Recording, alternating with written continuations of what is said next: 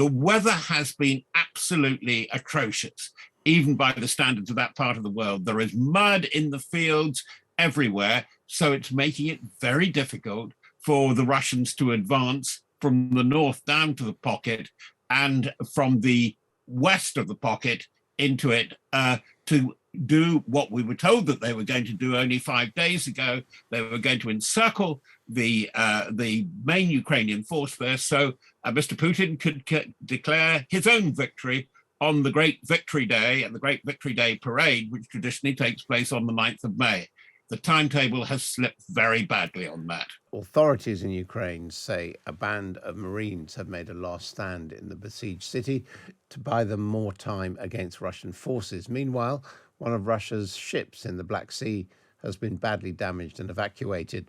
The Defense Ministry in Moscow claims ammunition on board blew up after a fire, but Ukrainian forces say the vessel has been hit by 2 missiles. Well, let's get the latest from Robert Fox, defence editor at the Evening Standard. Robert, thank you very much indeed for joining us. Let's deal first of all with what's going on in the Black Sea. Is this an accident, or have the Ukrainians struck against the Moskva?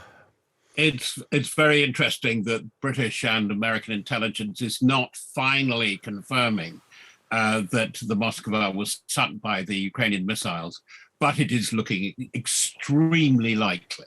Because it's either an act of extreme bravado by the Ukrainians or an act of extreme carelessness and foolishness by the Russians. It is the flagship of the Russian Black Sea Fleet. And the fact that you couldn't protect your main ammunition stock from fire and it blew up is pretty critical. So, but in the end, it is a tremendous symbolic blow against the Russians, because this was the flagship of the Russian Black Sea Fleet. And as I understand it, the British have supplied anti-ship missiles to the Ukrainian forces. It is not thought that British missiles were involved in this at this stage. Everybody has been very cautious about it.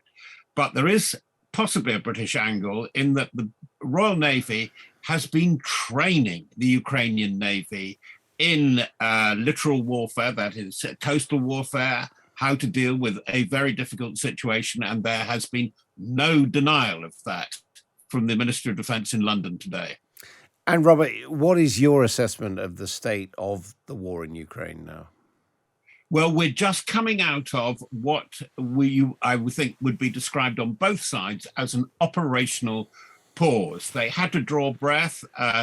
Colossal setbacks around Kiev and loss of life and so on for the Russians.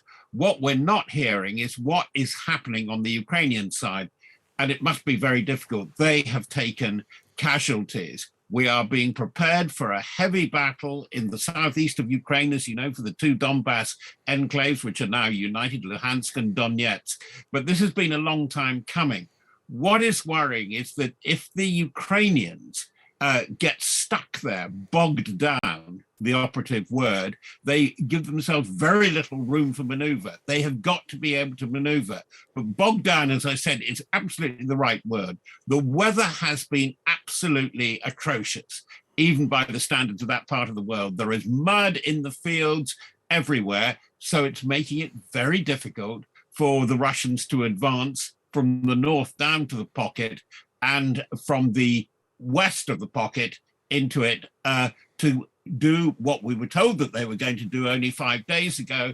They were going to encircle the main Ukrainian force there, so Mr. Putin could declare his own victory on the Great Victory Day and the Great Victory Day parade, which traditionally takes place on the 9th of May.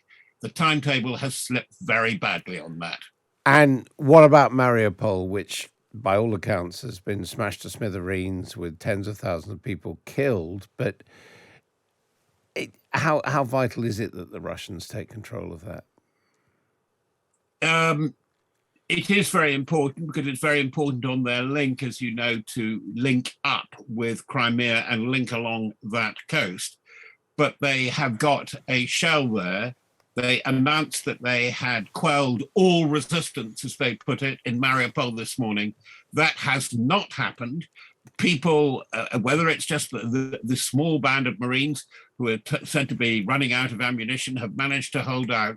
But this is where the Ukrainians really are winning. They're winning psychologically because the Russians are continuously, even in their official propaganda, having to revise their timetable.